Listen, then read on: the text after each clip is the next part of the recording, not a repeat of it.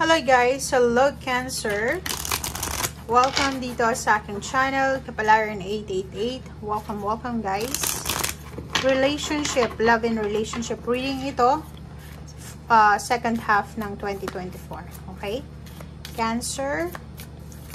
Love relationship, pwedeng kapamilya, intimate relationship, or kapitbahay, katrabaho, or kung ano man ito, basta mayroon kang commitment or relationship or mayroong emosyon na mararamdaman. Tingnan natin. Okay, Cancer. Cancer, single ka ba? Para sa mga single na Cancer, sinasabi na if you're looking for a relationship, lalo kung matandang dalaga, matandang binata, or galing kayo sa broken relationship, heartbroken ka, have faith, 'di ba? Magtiwala ka daw na may paparating na pag-ibig. It's either surprise invitation or meeting. So pwedeng sa mga okasyon, birthday celebration, wedding, or sa school, sa workplace, sa mga station, bus station, airport, transportation, pwede mong makilala kung sino man siya. Okay.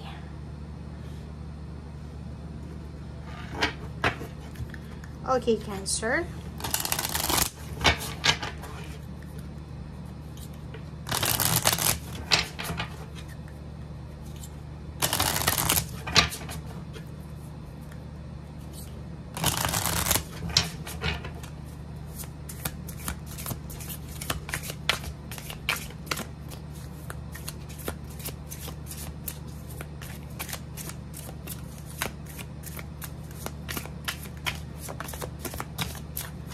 Okay, Cancer. Okay, Cancer. So, nakikita natin dito na yun na nga. Posibleng sa mga imbitasyon, like wedding, birthday celebrations, or any types ng celebration, transportation, kahit na saang lugar, ay posibleng makakilala ka ng taong magiging parte ng puso mo. And nakikita natin dito guys na sa second half, may pagkakataon dito na makausap mo ang taong matagal mo ng crush or matagal mo ng gusto. Okay? So, nakikita natin na may magkakaroon kayo ng time para makapag-usap, heart-to-heart conversation. And if ever man na talagang gusto mo siya, huwag ka nang magpakipot, babae ka man o lalaki, express mo na yung pagmamahal mo, express mo na kung ano talaga ang nararamdaman mo. Okay? So, yun yung sinasabi sa'yo ng baraha. Go ahead and make the first move. Dalawa pa.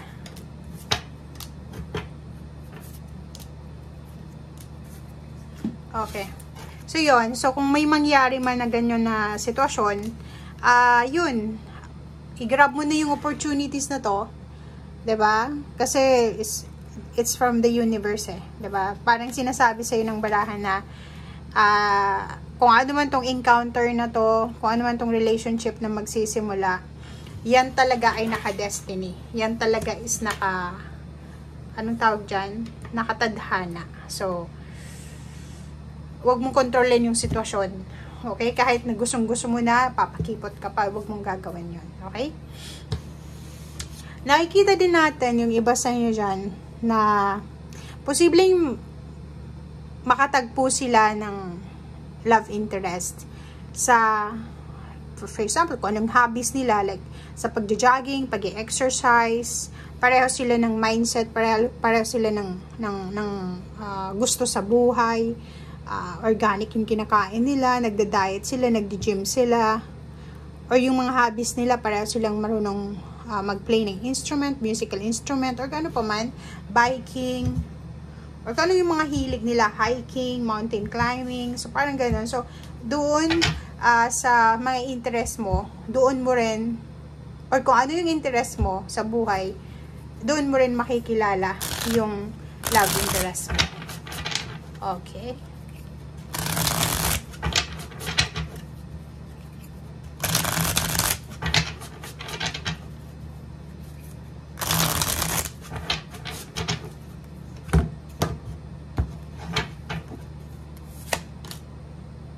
Okay, Four of Pentacles. Oh. Sabi ko na eh, diba? So, it's a confirmation, guys. It's a confirmation talaga to na posibleng matagpuan mo or makatagpo ka ng taong pwedeng maging parte ng relationship mo or ng puso mo sa mga subway station, train station, or sa kung saan pa man na available na matao siya. Ay nakikita natin dito na hindi lang siya relationship na pwedeng i-offer sa'yo. Yung relationship na ino-offer niya is may kalakip siyang financial.